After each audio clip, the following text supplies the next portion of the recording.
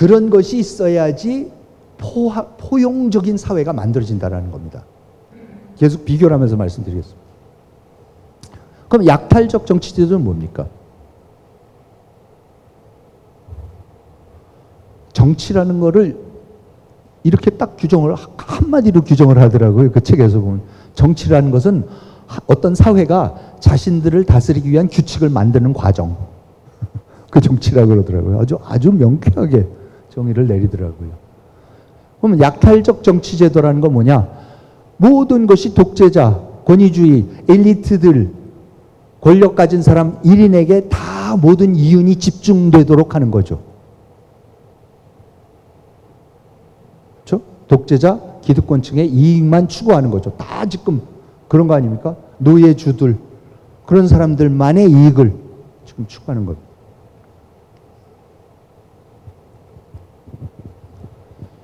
그런데 약탈적 경제체제에서는 혁신이 안 일어납니다. 기술 혁신이 절대로 안 일어납니다.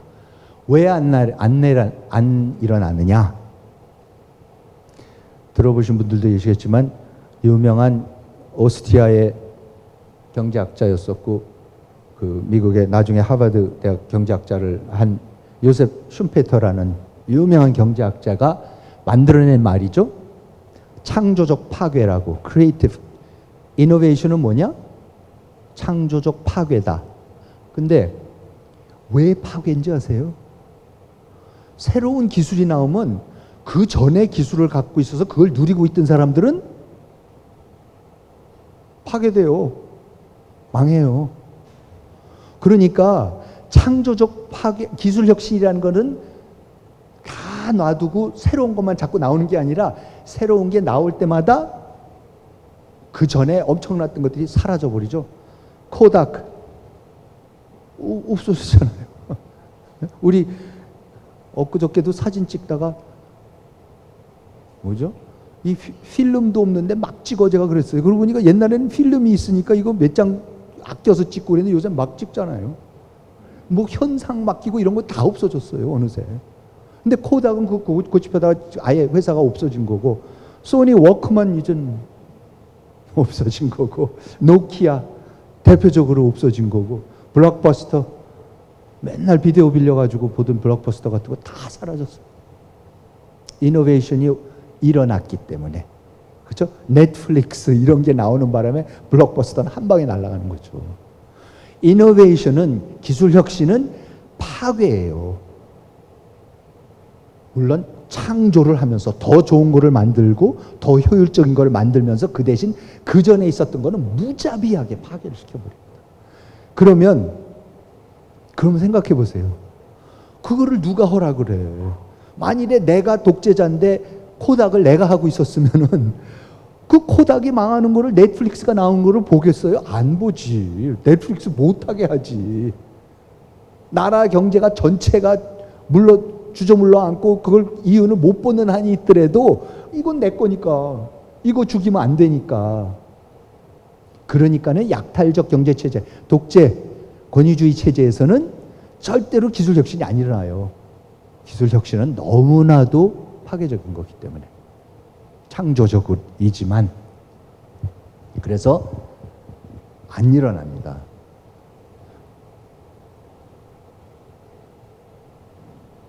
이런 거예요. 이게 상사오보도르, 지금 콩고의 수도, 옛날 콩고의 수도입니다. 제가 이 책을 읽으면서 아주 막연히는 알고 있었는데 아주 정확하게 인식하려 하게 된 게, 노예제도는 아프리카 자체적으로 수백 년, 수천 년 뿌리 깊은 제도였습니다. 서양 제국주의자들이 가서 그거를 빌려서 온 거예요. 모든 경제가, 아프리카는 서양 제국주의자들이 오기 전부터 이미 노예제도였습니다. 다른 부족들 잡아갖고 노예로 쓰는 거죠. 콩고라는 지금 이제 뭐죠? 콩고 뭐죠? 하여튼 그 국가 이름인데, 하여튼 그 부분하고 이제 섞여 있는 부분이지만은 그 이전부터 서양 제국주의 도래 이전부터 수도 산살바도르, 그러니까 포르투갈 발음으로 상사우바도르인데 주변에는 노예 장원들이 꽉 둘러싸고 있었고, 그리고 전국에서는 세금을 마구 거두면서 그걸 갖고 이 왕국이 살아가고 있었어요.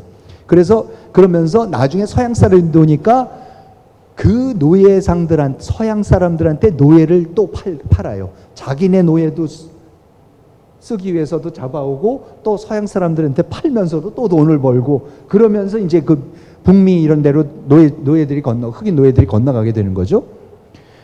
얼마나 무작위적인 세금 제도였었냐면 그냥 아무 때나 걷는데요. 근데 대표적인 게 왕이 이렇게 모자가 있는데 왕이 모자가 무슨 일로 떨어질 때마다 세금을 걷대요. 그런 이름의 세금도 있었대. 그러니까 오늘 아침에 이러는데 기분 나빠. 그럼 뭐 세금 걷는 거죠. 왕이. 근데 이게 사실 봉건 사회에서 많은 사회가 그렇습니다. 굉장히 많이. 그래서 그러니까 뭐가 일어난지 아세요? 밑에 보이시는 분. 콩고에 갔더니 서양 나중에 제국주의자들이 콩고에 갔더니 콩고 사람들은, 농부들은 글도 모르고 바퀴가 없더래요. 그리고 쟁기도 안 쓰더래요. 갖다 줘도 안 쓰더래요. 왜? 내가 그거 하면은 뭐해? 더 뺏기는데. 안 해요. 약탈적 체제라는 거는 혁신이 안 일어난, 혁신을 막는 정도가 아니라 아무리 좋은 거를 갖다 줘도 나 그거 안 해요. 그러면서 점점 수도로부터 멀리 떨어진 데 가서 마을들이 생긴답니다. 왜냐하면 가급적인 멀리 떨어진 데 살아야지 와갖고 세리들이 세금 안 걷어가니까.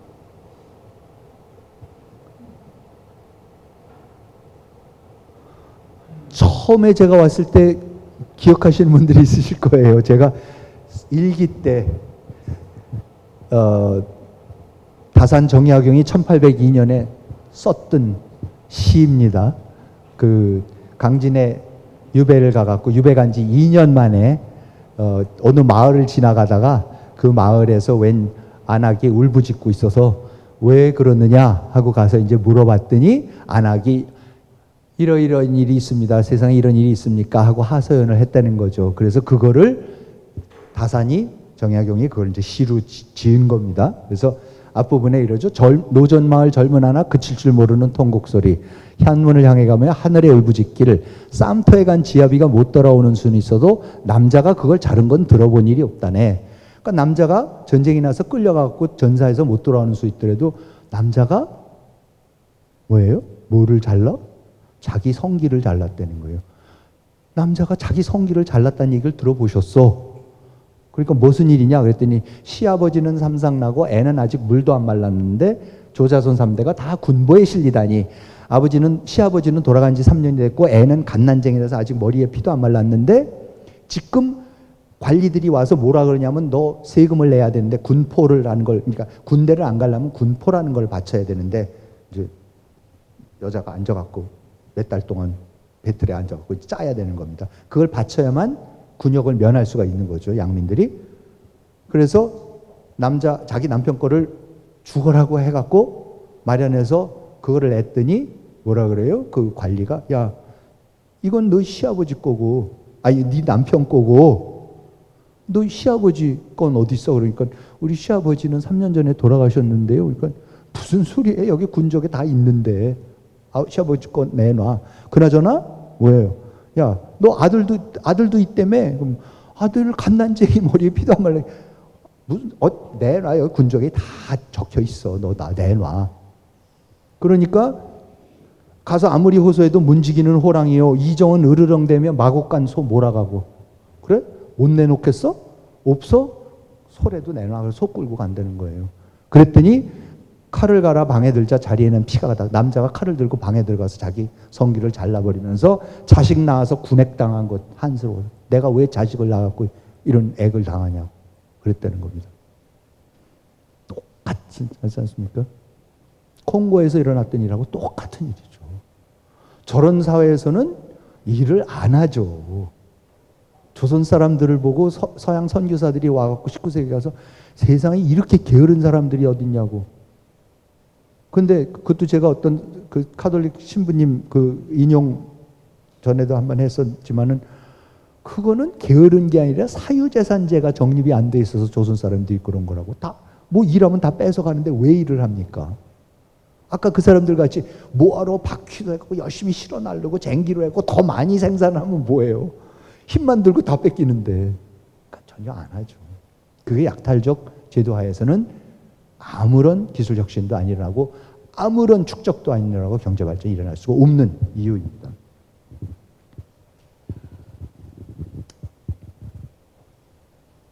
그 다음이 이제 영국이 산업혁명을 일으키지 않습니까? 영국이 우리 근대 사회를 만들어내죠. 그렇죠? 근데 도대체 왜 영국이 그러냐는 거예요. 왜 하필이면 영국이냐?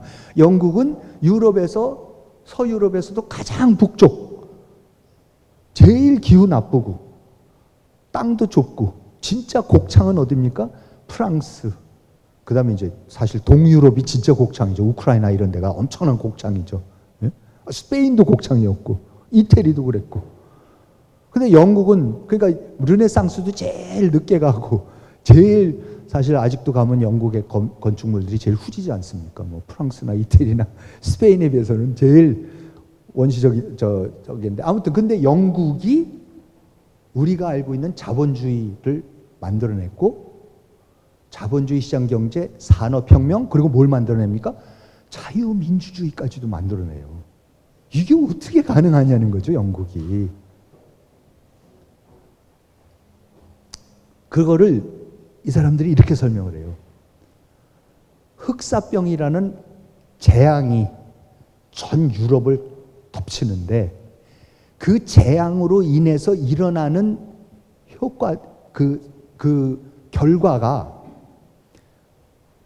이상하게 아무도 뜻하지 않게 영국에서는 그것이 어쩔 수 없이 보다 포용적인 제도로 발전해 나갈 수밖에 없었고 동유럽에서는 보다 착취적인 제도로 발전해 나갈 수밖에 없었다라는 그거를 보여주는 겁니다. 영국에서는 흑사병이 1348년에 들어와서 49년까지 휩쓸고 갔고 두 번째 크게 왔던 게 1361년에서 62년 때까지 왔었는데 결국은 600만 인구의 30%에서 50% 높게 잡는 학자는 60%가 죽었다 그럽니다. 이게 이제 그 브루헬 피터 브루헬 그 아버지의 그 그림에 나온 거죠. 죽음의 승리라는 그 처참했던 그 당시 상황들을 이제 그리는 그림들이고 저 프라도 박물관에 걸려 있는 미술관에 걸려 있는 건데요. 근데 600만 명 중에서 300만 명이 죽는 겁니다. 그러면 지금 이때의 14세기의 영국의 경제라는 거는 장원 경제죠. 그러니까 영주가 있고 영주 밑에 조금 영주들이 있고 그 밑에 전부 다 농노들이죠. 한 지역에다가 딱 잡아놓고서 그 농노들은 끊임없이 죽을 때까지 그냥 일만 하는 거죠.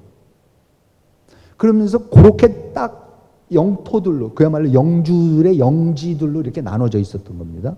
그래서 그 영토 내가 나서 살다가 죽는 한 지역에서 모두가 그렇게 살았던 겁니다. 그런데 흑사병이 덮치니까 인구가 급감을 하고 노동력이 반으로 줄어버리는 거죠. 반 이상이 없어지는 거죠. 그러니까 어떡한지 아세요? 사람들이 농노들이 슬금슬금 도망을 가요. 이제 잡을 방법도 없으니까 슬금슬금 도망을 가니까 그러니까 영주들이 어떻게 해요? 잡아놓으려면 야, 나 돈 줄게. 임금 줄게 그래요. 그래서 임금이 올라가기 시작해. 흑사병 때문에 노동력이 줄어드니까. 그래갖고 결국은 1351년이 되면 노동자 법령이라는 게 만들어져요. 노동자들을 어떻게 처우를 해줘야 되고 얼마 이상을 줘야 되고 몇 분의 몇을 나눠줘야 되고 이게 처음으로 법으로 나라에서 만들 수밖에 없어요. 그냥 아니면은 붕괴해버리니까. 왕이 착해서요? 영주들이 착해서? 아니에요. 자기네가 먹고 살려니까 어쩔 수 없이 임금을 주기 시작하는 겁니다.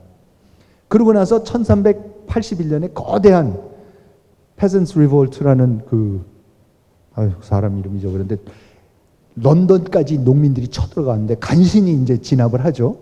뭐 홍경래난이나 뭐 이제 뭐 장길산 뭐 이런 거겠죠.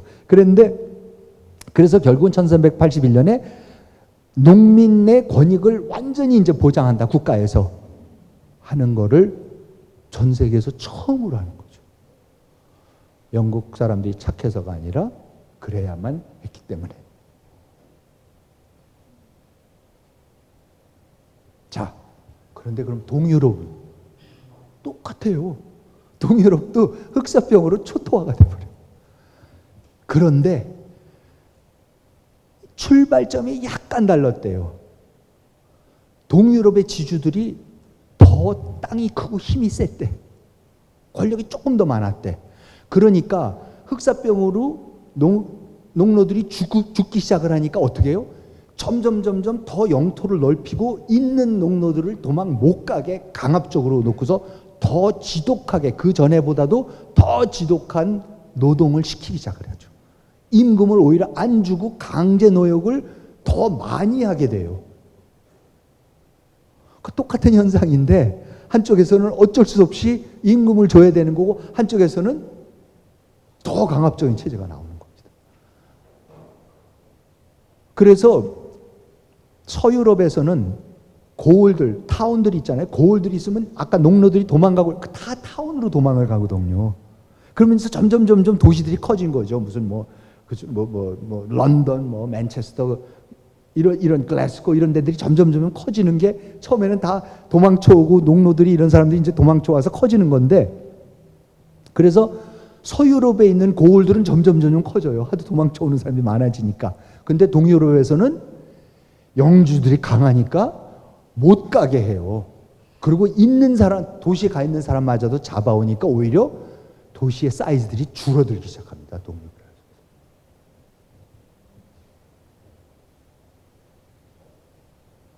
그러면서 동서유럽이 어떻게 연결이 되냐면요. 서유럽이 농사가 안 되니까, 음식이 부족하니까 어디로 가요?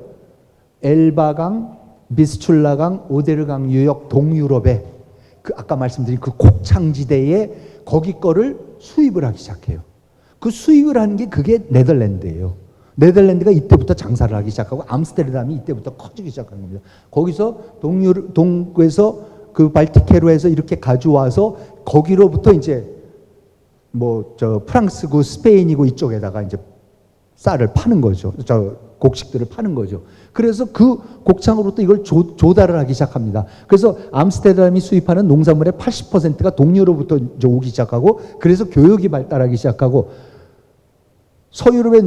그런데 서유럽의 농산물 수입이 늘면서 동유럽의 지주들은 이거 제철 만났는데 물 들어올 때 노줬자 그래갖고 어떻게 해요? 더 착취를 한다. 그래서 이때부터 이거를 아예 공식적으로 경제학사에서 제2 The Second Serfdom이라고 불러요.